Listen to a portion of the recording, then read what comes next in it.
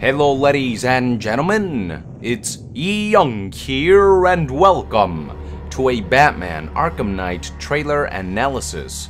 The following is a combination of both analysis that I've made and analysis from a number of sources including IGN and YouTube channel Batman Arkham videos. There's a lot to talk about, so without further ado, let's dive right into it.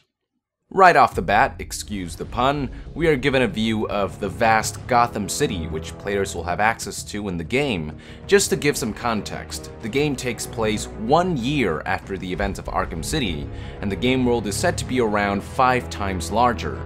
Everything has sort of been expanded to compensate for the Batmobile. In this shot, you may notice a couple of landmarks, including Oracle's Clock Tower and Wayne Building. Moving on, the trailer shows off the evacuation of Gotham, as Scarecrow threatens to unleash fear toxin throughout the entire city. This is likely part of the introduction portion of the game. This is your only warning. Speaking of Scarecrow, he is likely the one who is narrating the trailer. Some assume that the voice could be the Arkham Knights, but that's highly unlikely since it's already been confirmed that the Arkham Knight uses a voice modulator to hide his identity. The trailer then proceeds by showing off glimpses of the new Scarecrow. New to his design include the mysterious device on his back and the Wolverine-like claws of fear toxin injections instead of the finger injections. There's also the possibility that Scarecrow created an enhanced version of the fear toxin through the Titan vial that he obtained during the events of Arkham Asylum, and perhaps it's this enhanced fear toxin that Scarecrow is threatening to unleash. After a few more shots of the evacuation, the trailer gives us another view of the city, which provides with a closer look of the Wayne Building and a small glimpse of what seems to be the bridge that leads to Arkham Asylum. How badass would it be if Arkham Asylum ended up being an accessible in-game location, taking us back to where this amazing franchise began?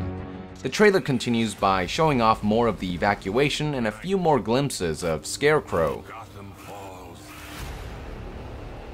But if we stop the trailer right here, a few more landmarks can be spotted, such as the Wonder Tower, which was Hugo Strange's headquarters, along with the Gotham City Police Department headquarters. And there's the all-famous Bat Signal, which serves to summon Batman in a time of need. And as we can see in the next few shots, the summon is quickly answered as we witness Batman suit up for his next Arkham adventure. This new Batsuit can't really be called a suit anymore, it's more like a futuristic armor. It's gotten mixed reactions thus far, but I personally think it looks really badass. Moving on, we can witness criminals taking over the city after the evacuation. Amongst the criminals are Penguin's lackeys, as can be seen by the penguin insignia behind this man's jacket. A bit later within the shot, there's a rather peculiar billboard showing off Batman's cowl with a clown nose.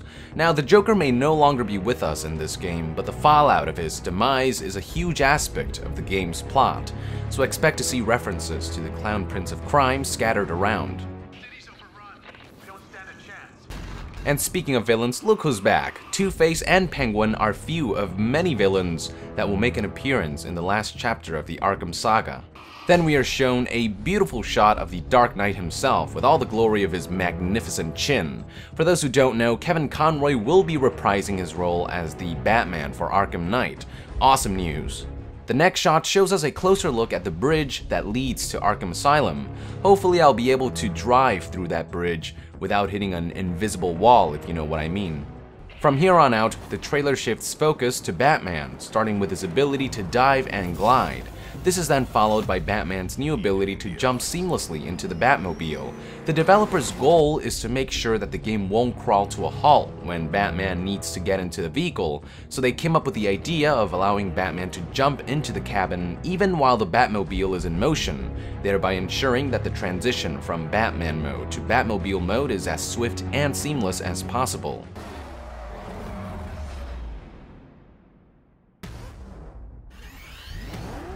Moving on, we are shown Batman driving through a part of Gotham that we have never really seen before in the Arkham games.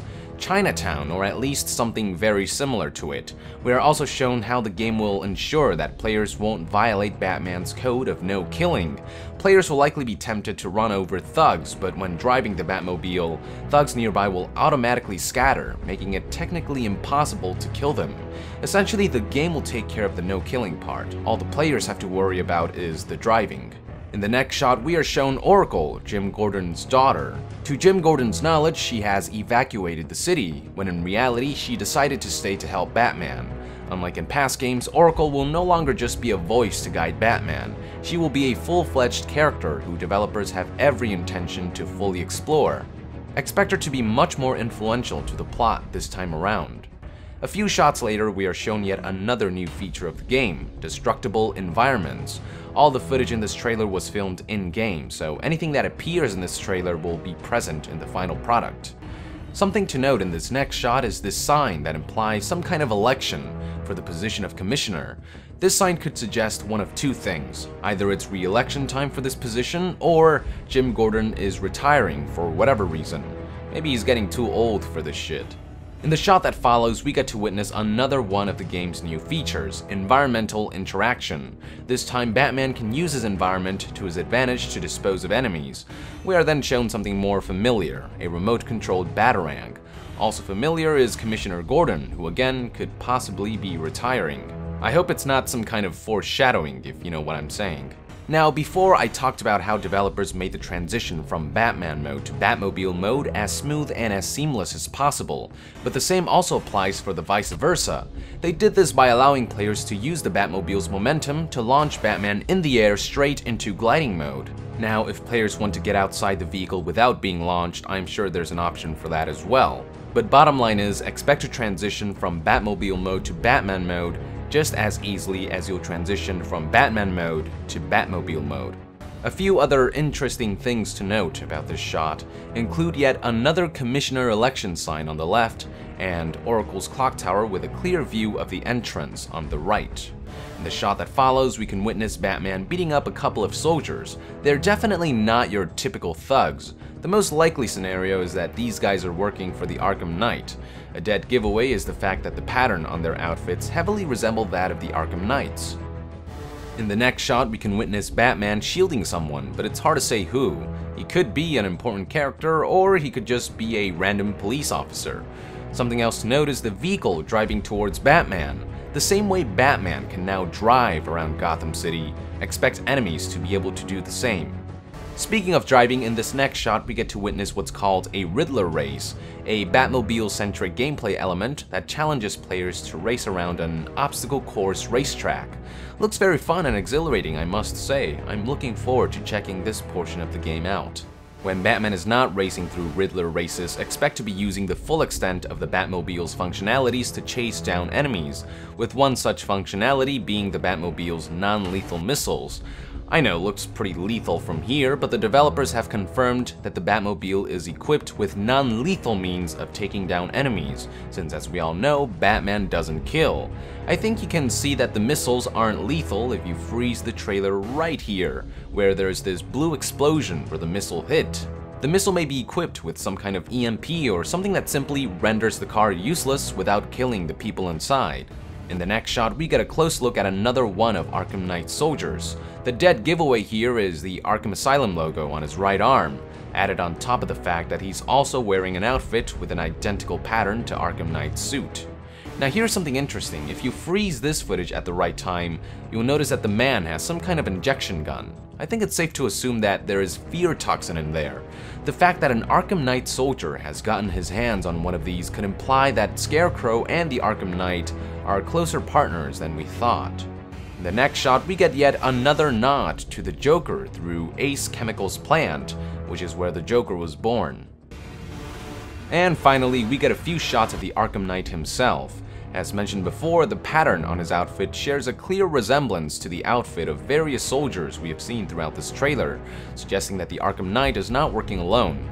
Now, a huge topic of contention revolves around the identity of the Arkham Knight.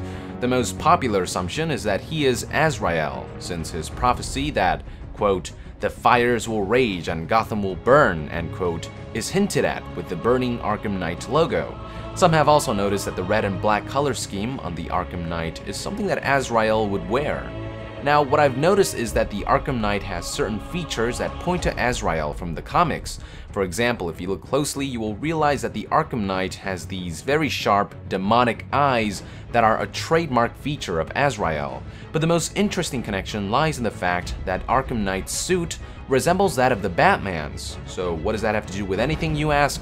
Well, in the comics there was a time when Azrael became an apprentice of the Batman, and eventually came to boast this Batman-like outfit. Notice that both Azrael and the Arkham Knight are wearing a Batman-like outfit that not only covers the entire face, but also boasts the same demonic eyes that Azrael is so well known for. And if you take a look at this more detailed image of Azrael wearing the Batman suit next to Arkham Knight, there really does seem to be some resemblance there. To me, the Arkham Knight suit looks like a modernized and less ridiculous-looking version of Azrael's Batsuit from the comics. And while the developers did say that Arkham Knight is a new character, they never said anything about the man underneath the suit, who for all we know could be someone we already know. It's hard to say at this point. The trailer concludes soon after with the implication that Batman was shot, but notice that the Arkham Knight's gun is silenced, so the loud shot could not have come from his gun. It's highly likely that a third party intervenes in the fight by shooting at Arkham Knight, possibly Jim Gordon, or perhaps the sound effect was simply added for dramatic effect. Last but not least, there is the burning logo, a clear reference to Azrael's prophecy, foreshadowing that Batman Arkham Knight will be Gotham's darkest night yet. And with that, I would like to conclude this trailer analysis, ladies and gentlemen. Thank you for tuning in. Be sure to let our nation know in the comments below if you have anything to add to the analysis, or if there's anything you would like to correct from mine. Also, let us know if you think that the Arkham Knight is a completely new character, or someone we know like Azrael. And to be further updated on Batman Arkham Knight, be sure to join the nation and subscribe to Young Yeah. I'll see you guys next time. Thank you very much, and Young out!